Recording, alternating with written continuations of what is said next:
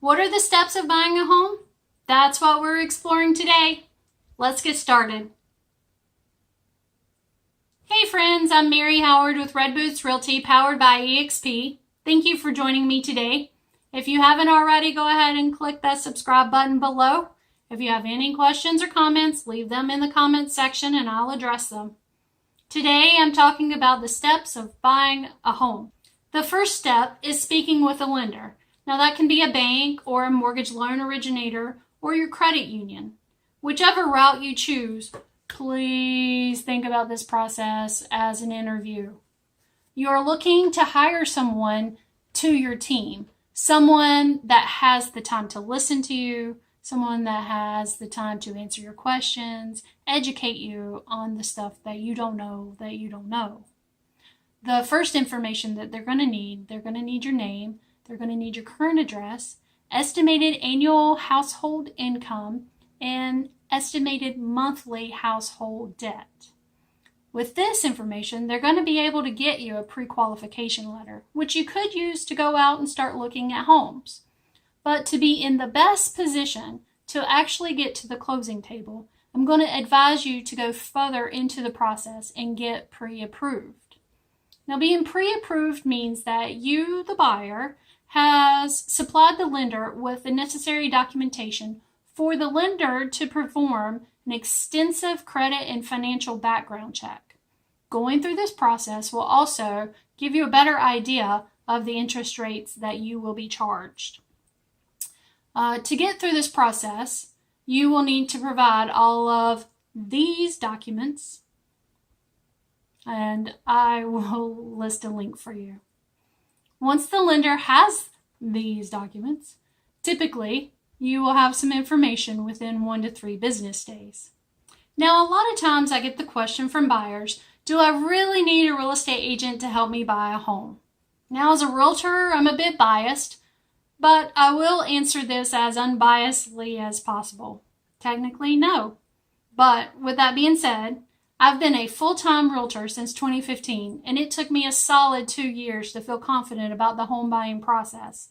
And if you are a first-time home buyer or a second-time home buyer, home buying can be an overwhelming and daunting process. You need someone in your corner that knows the ins and outs.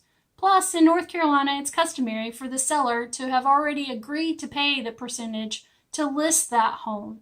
And those percentages are split into 2 halves. The first half to the listing agent's firm, the second to the buyer's agent firm. So you are not out of pocket anything. But if you as a buyer do not have your own agent, you can have the seller's agent represent you.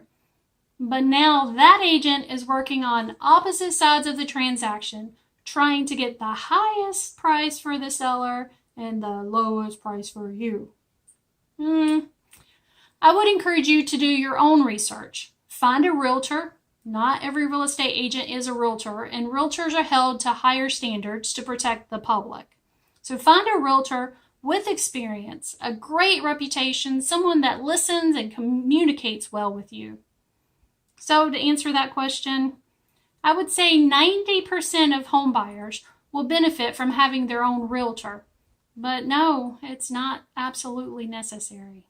The second step is to determine what type of lifestyle you're wanting to live. Do you want to live in a maintenance-free community such as a townhouse or a condo? Are you looking for single-family community with HOAs or no HOAs?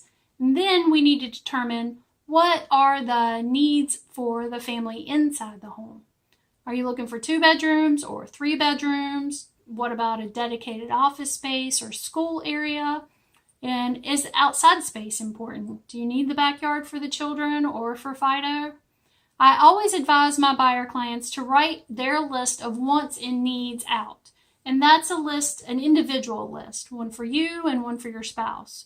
For me, when we were buying our house, the closet space and the open floor plans were my must-haves. But for him, it was the garage and the lot size that were the must-haves. For us to be able to get the home that we both wanted, we had to understand those driving forces for us. This can be extremely helpful in the process, understanding what you want, understanding what you need, and then being able to communicate and determine if everybody's on that same page and what compromises may need to happen. But once you have this information, now you can go out looking at homes that fit that list. You're taking notes on the neighborhoods, the commute times, amenities, everything that's important that made that list, you're taking notes on. Once you have chosen the home that best matches what you're looking for and you're ready to make an offer, your realtor will review the comparable prices and advise you on the offer price. After the offer is written and accepted, here in North Carolina, there will be 2 checks written. Typically, I suggest 1% of the purchase price for these fees in total and splitting them between the 2. One will be a due diligence check and the other will be an earnest money check. Due diligence check is the fee for the period of the time that you are having the seller take the home off the market so you can have any and all inspections performed. This check is written to the seller and will be theirs to cash immediately. And if for some reason that you decide not to go through with the process, this and the inspection fees will be the only money that you lose. Inspections could include the home inspection, the radon, well, septic, roof, a survey, the appraisal, and the pest. There are a few. The earnest money check will be held in your attorney's escrow account, and if you choose not to close on the home and you terminate inside the due diligence period, then this money will be released back to you. Fingers crossed, when you get to the closing table, you will have all of the money that you've put into the transaction credited back to you.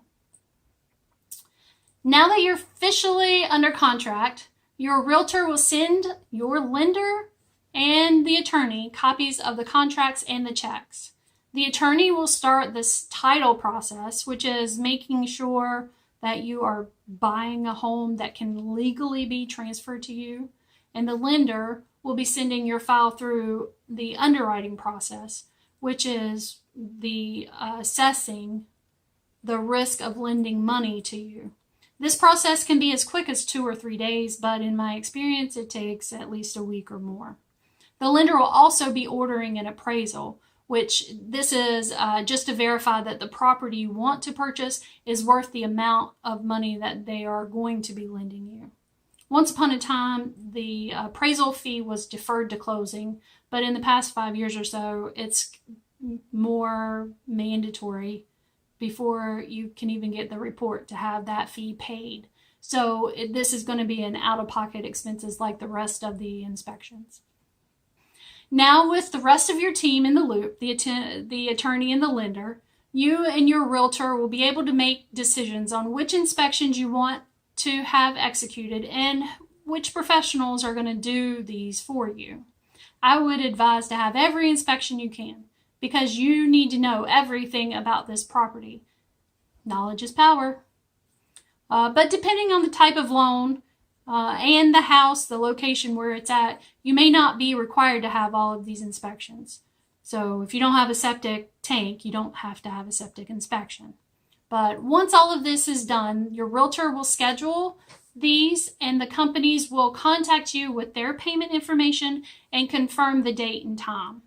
You will receive these reports back usually quicker than 72 hours. And then you and your realtor can review the issues. Your realtor can negotiate those repair items. Just a reminder though, all these inspections and the appraisal needs to happen within that due diligence period. That way, if something hinky is going on with this property, you still have the option to walk away without losing all your earnest money.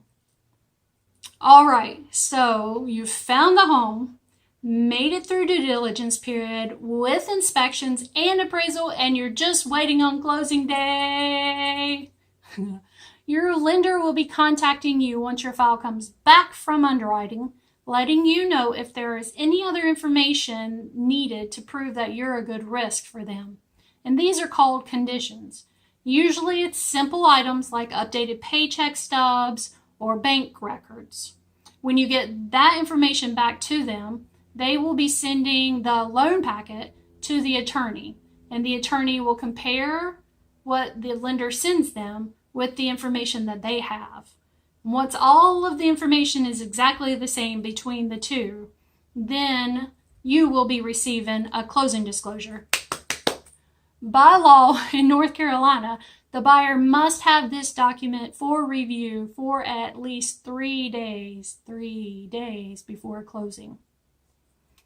Up until now, I haven't said anything much about the attorney, but the attorney is literally responsible for closing the transaction, distributing all the monies, dispersing all the fees and the amounts associated with the transaction, to include real estate brokerage fees, county taxes that are due and payable, payoff monies on the existing loan, the premiums for the buyer's homeowner's insurance, the mortgage broker fees, and then the seller's proceeds from the sale to the seller, and the attorney fees. So it's a lot. This is a very general outline of the process, and I'm sure that you're going to have a lot of questions. So feel free to leave them below or give me a call, 704-560-0823.